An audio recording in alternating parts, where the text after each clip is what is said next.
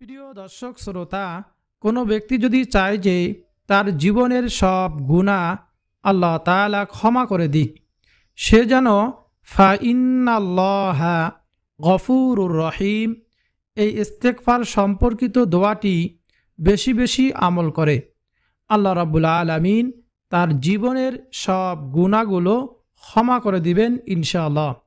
প্রিয় দর্শক, জিন্দিগিতে প্রতিটি সেকেন্ডে প্রতিটি মুহূর্তে মুহূর্তে শুধু গুনাহের কাজ করেই চলছি। এত গুনাহ করা সত্ত্বেও আল্লাহ সুবহানাহু ওয়া তাআলা আমাদের উপর রাগ করে পানি বন্ধ করে দেয় নাই, বাতাস বন্ধ করে নাই, সূর্যের আলো বন্ধ করেন নাই। আল্লাহ রাব্বুল আলামিন এখনও মায়ার নজরে বারবার শুধু রহমতের দরজা দিয়ে ডাকতে থাকে, ও আমার বান্দা বান্দিরা, কত গুনাহের কাজ তুমি করে ফেলেছো। শোনো, এই গুনাহ নিয়ে যদি অন্ধকার কবরে চলে আসো তাহলে তোমাকে কঠিন শাস্তি ভোগ করতে হবে। ও আমার বান্দা শোনো, আমার আদরের বান্দা বান্দিরা, আমি আল্লাহ তাআলা চাই না তোমরা কেউ জাহান্নামে যাও। তাই আমি আল্লাহ তাআলা বারবার এখনও তোমাদেরকে ডাকছি, এখনও সময় আছে, ওই গুনাহের কাজ থেকে ফিরে আসো। আমি মহান মালিকের কাছে তওবা করার মতো তওবা করো। তওবা করতে দেরি হবে, আমি আল্লাহ সুবহানাহু ওয়া তাআলা তোমার সব গুনাহগুলো ক্ষমা করতে দেরি করব না। শোনো, তোমাদের পূর্ববর্তী জামানায় বহু বড় বড় পাপীকে আমি আল্লাহ তাআলা ক্ষমা করেছি। তারা তো ছিল অন্য অন্য নবী রাসূলদের উম্মত, আর তোমরা তো আমার আখিরি নবীর, আমার বন্ধুর উম্মত। বলুন সুবহানাল্লাহ। তো প্রিয় দর্শক, আমার বিশ্বাস, যে ব্যক্তি নবীজি সাল্লাল্লাহু আলাইহি সাল্লামকে ভালোবাসে, যে ব্যক্তি কবরের জিন্দিগিকে, জাহান্নামের আগুনকে ভয় করে, সে ব্যক্তি আজকের ভিডিওটি অবশ্যই সম্পূর্ণ দেখবে।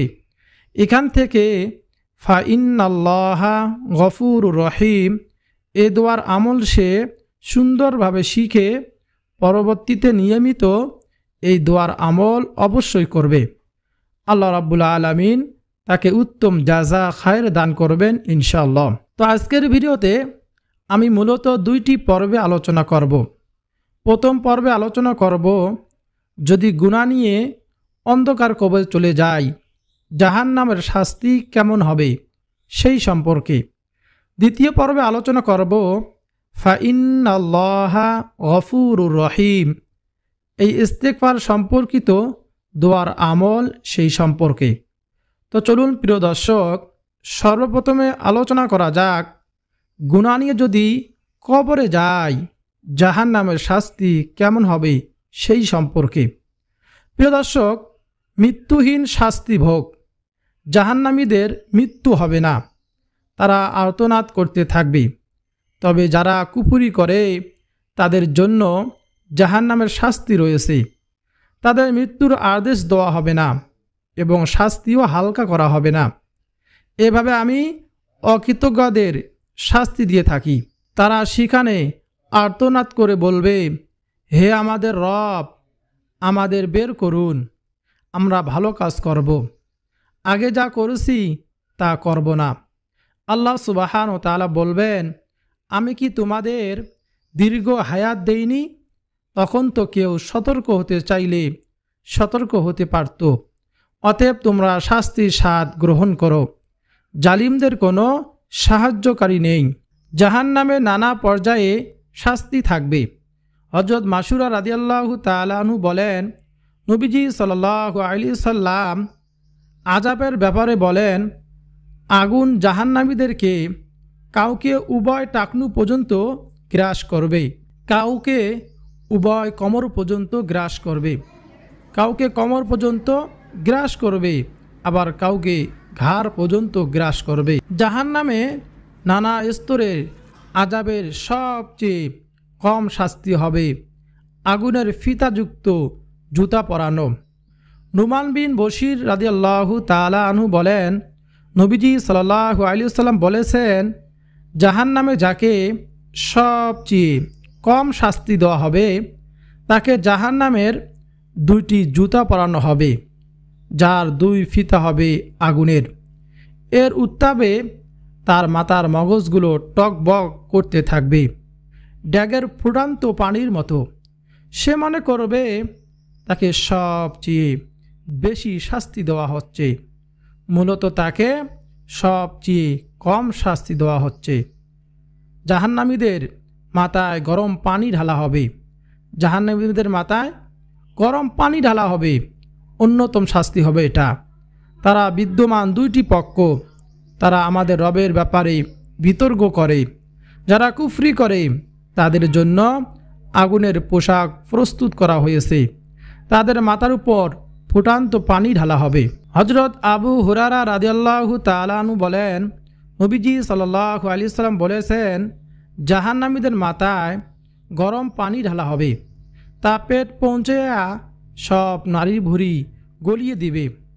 এরপর তার পায়ের দিক থেকে বের হয়ে পড়বে, অতঃপর তা আগের মতো হয়ে যাবে। এভাবে শাস্তি চলতেই থাকবে। প্রিয় দর্শক শ্রোতা, জাহান্নামীদের গায়ের চামড়া পুড়ে ফেলা হবে, তা পুড়ে গেলে নতুন চামড়া হবে এবং পুনরায় তা পুড়িয়ে ফেলা হবে। আল্লাহ সুবহানাহু ওয়া তাআলা বলেন, যারা আমার নির্দেশন অস্বীকার করে আমি তাদের আগুনে পোড়াবো। যখন তাদের চামড়া দগ্ধ হবে তখন সেই স্থানে নতুন চামড়া সৃষ্টি করব, যেন তারা শাস্তি ভোগ করে। প্রিয় দর্শক শ্রোতা, অহংকারীদের অপদস্থ করে রক্ত, পুষ, পানি পান করানো হবে। হযরত আব্দুল্লাহ বিন উমর রাদিয়াল্লাহু তাআলা আনহু বলেন, নবীজি সাল্লাল্লাহু আলাইহি ওয়াসাল্লাম বলেছেন, কিয়ামতের দিন অহংকারীদের মানুষের আকৃতিতে পিঁপড়ার মতো সমবেত করা হবে। সব দিক থেকে লাঞ্ছনা তাদের আক্রমণ করবে। জাহান্নামের বাওলাস নামের বন্দিশালায় তাদেরকে নেওয়া হবে, কঠিন আগুন তাদের গ্রাস করবে। জাহান্নামীদের দুর্গন্ধময় পুষ, রক্ত ইত্যাদি তাদের পান করানো হবে। প্রিয় দর্শক শ্রোতা, আরও অনেক ভয়ঙ্কর কঠিন কঠিন শাস্তি রয়েছে জাহান্নামে। প্রিয় দর্শক শ্রোতা, এই জাহান্নামের আগুন 1 সেকেন্ডের আযাব আমরা কেউ সহ্য করতে পারবো না। এজন্য আমরা বেশি বেশি মহান মালিকের হুকুম পালন করব, নবীজিকে অনুকরণ করব। আর আজকে ফাইন্নাল্লাহা গফুরুর রহিম, এই ইস্তেগফার সম্পর্কিত দোয়াটি আমরা আমল করব। মহান মালিকের কাছে আমরা তওবা ইস্তেগফার করে আমরা গুনাহ থেকে ক্ষমা চাইব এবং জাহান্নামের এই কঠিন আযাব থেকে আমরা ক্ষমা চাইব। আল্লাহ সুবহানাহু ওয়া তাআলা আমাদের সবাইকে ঈমান ও ভালো কাজের মাধ্যমে জাহান্নাম থেকে রক্ষা করুন এবং আমাদের গুনাহগুলো ক্ষমা করুন, আমিন। প্রিয় দর্শক শ্রোতা, এখন আলোচনা করব ফাইন্নাল্লাহা গফুরুর রহিম, এই ইস্তেগফার সম্পর্কিত দোয়ার আমল সেই সম্পর্কে। আস্তাগফিরুল্লাহাল আযীম ফাইন্নাল্লাহা গফুরুর রহিম। আল্লাহর কাছে ক্ষমা প্রার্থনা করে তার রহমতের কোলে ফিরে যাওয়ার পথ হলো তওবা। তওবায় আল্লাহর সন্তুষ্টি অর্জন হয়। বেশি বেশি তওবায় আল্লাহর সবচেয়ে বেশি খুশি হন, দান করেন অসংখ্য নিয়ামত। তওবায় মহান মালিক সীমাহীন খুশি হন। যে খুশির উপমা এসেছে হাদিসে। কি সেই হাদিস? হযরত আনাস ইবনে মালিক রাদিয়াল্লাহু তাআলা আনহু বলেন, রাসূলুল্লাহ সাল্লাল্লাহু আলাইহি ওয়াসাল্লাম বলেছেন, আল্লাহ তাআলা তার বান্দার তওবায় সেই ব্যক্তির চেয়েও বেশি খুশি হন যার উট গভীর মরুভূমিতে হারিয়ে যাওয়ার পর আবার সে তা ফিরে পায়।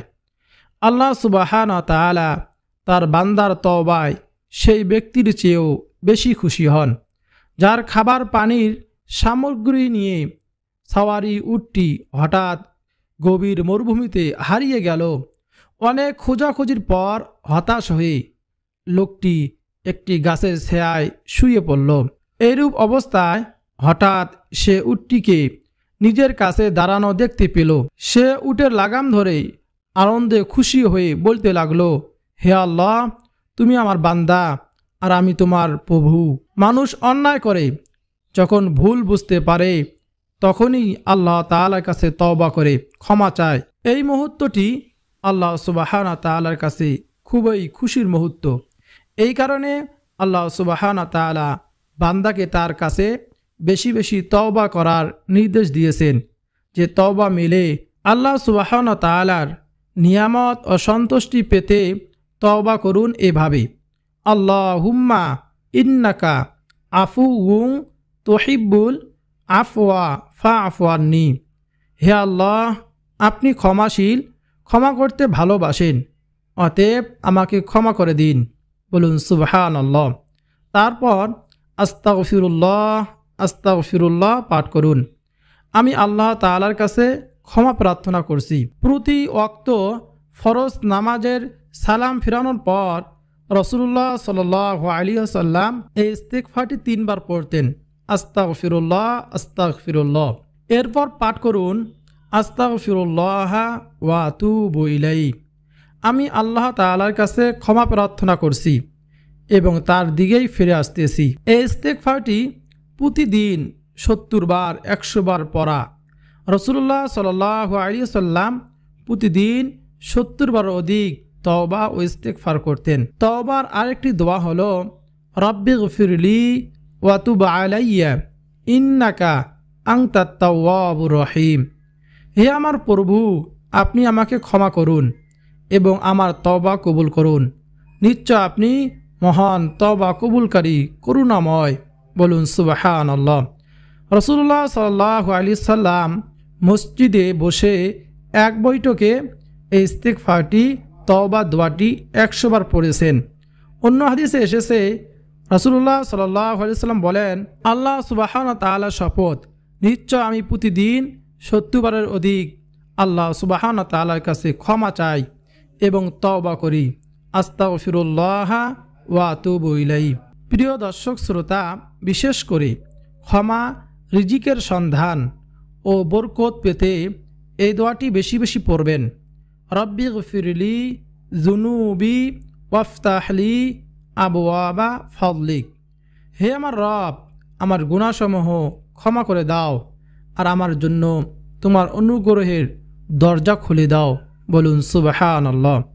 প্রিয় দর্শক, গুনাহ মাফের শ্রেষ্ঠ ইস্তিগফার হলো সাইয়্যিদুল ইস্তিগফার। সকাল সন্ধ্যায় একবার পাঠ করবেন। সকালে ও সন্ধ্যায় এই ইস্তিগফার পাঠ করা, ফজর ও মাগরিবের নামাজের পর এই ইস্তিগফার পাঠ করতে ভুলবেন না কখনো। কেননা হাদিসে এসেছে, যে ব্যক্তি এই ইস্তিগফার সকালে পড়ে আর সন্ধ্যা হওয়ার আগেই মারা যায়, কিংবা সন্ধ্যায় পড়ে সকাল হওয়ার আগেই মারা যায়, তবে সে জান্নাতি হবে। এ কথা বলেছেন স্বয়ং রাসূলুল্লাহ সাল্লাল্লাহু আলাইহি ওয়াসাল্লাম। প্রিয় দর্শক, কোন সেই ইস্তিগফার, সাইয়্যিদুল ইস্তিগফার আপনার কি জানতে মনে চায় না? তাহলে শুনুন, আল্লাহুম্মা আনতা রাব্বি লা ইলাহা ইল্লা আনতা খলাকতানি ওয়া আনা আবদুকা ওয়া আনা আলা আহদিকা ওয়া ওয়া'দিকা মাস্তাতা'তু আউযু বিকা মিন শাররি মা সানা'তু আবু'ু লাকা বিনি'মাতিকা আলাইয়া ওয়া আবু'ু লাকা বিযামবি ফাগফিরলি ফাইন্নাহু লা ইয়াগফিরুয যুনুবা ইল্লা আনতা। এটাই হলো সেই সাইয়্যিদুল ইস্তিগফার। প্রিয় দর্শক, অবশ্যই আমরা পাঠ করব ইনশাআল্লাহ। প্রিয় দর্শক শ্রোতা, আমরা সকাল সন্ধ্যায় এই সাইয়্যিদুল ইস্তিগফার কমপক্ষে একবার পাঠ করব। আর বিশেষ করে প্রত্যেক ফরজ নামাজের পর সকাল সন্ধ্যায় যখনই মনে পড়বে আমরা পাঠ করব, আস্তাগফিরুল্লাহাল আযীম ফাইন্নাল্লাহা গফুরুর রহিম, অথবা ফাইন্নাল্লাহা গফুরুর রহিম। এই ইস্তিগফার সম্পর্কিত দোয়াটা আপনারা বেশি বেশি পাঠ করবেন। আল্লাহ সুবহানাহু ওয়া তাআলার কাছে আমরা সব সময় তওবা করব। রাসূলুল্লাহ সাল্লাল্লাহু আলাইহি সাল্লাম 70 বার 100 বারও অধিক তওবা ইস্তিগফার করেছেন প্রত্যেক দিন। আমরা কেন করব না? আমাদের তো গুনাহের শেষ নেই। প্রিয় দর্শক, আমরা শুনলাম, জানলাম জাহান্নামের কঠিন শাস্তির কথা, প্রিয় দর্শক শ্রোতা, আমরা যদি গুনাহ নিয়ে কবরে যাই, এই জাহান্নামের শাস্তি আমরা কখনোই ভোগ করতে পারবো না। এজন্য গুনাহ করার সাথে সঙ্গে সঙ্গে আমরা তওবা ইস্তিগফার করে আল্লাহ তাআলার কাছে ক্ষমা চাইব। আল্লাহ সুবহানাহু ওয়া তাআলা আমাদের সবাইকে তওবা করে ক্ষমা পাওয়ার সুযোগ দান করুন। পরিপূর্ণ তওবা করে আল্লাহ সুবহানাহু ওয়া তাআলা তোমার পথে ফিরে আসার তৌফিক দান করুন। তওবার মাধ্যমে আল্লাহ তাআলার সন্তুষ্টি অর্জনের তৌফিক দান করুন, আমিন। প্রিয় দর্শক, এই ভিডিওটি যদি আপনার উপকারে আসে অবশ্যই কমেন্টে আমিন লিখবেন, ভিডিওতে লাইক দিবেন, চ্যানেলটি সাবস্ক্রাইব করে রাখবেন, ভিডিওটি শেয়ার করে ছড়িয়ে দিবেন। আপনার শেয়ারে যদি কেউ শিখে আমল করে আপনিও সবের অংশীদার হবেন, আমিও লাভবান হব। প্রিয় দর্শক শ্রোতা, এজন্য অবশ্যই ভিডিওতে লাইক করবেন, কমেন্টে আমিন লিখবেন, ভিডিওটি শেয়ার করে ছড়িয়ে দিবেন এবং চ্যানেলটি সাবস্ক্রাইব করে রাখবেন। প্রিয় দর্শক, আজকে এই পর্যন্ত, দেখা হবে পরবর্তী কোনো ভিডিওতে। আপনাদের সকলে সুস্বাস্থ্য কামনা করে, নেক হায়াত কামনা করে বিদায় নিচ্ছি। আসসালামু আলাইকুম রাহমাতুল্লাহি ওয়া বারাকাতুহু।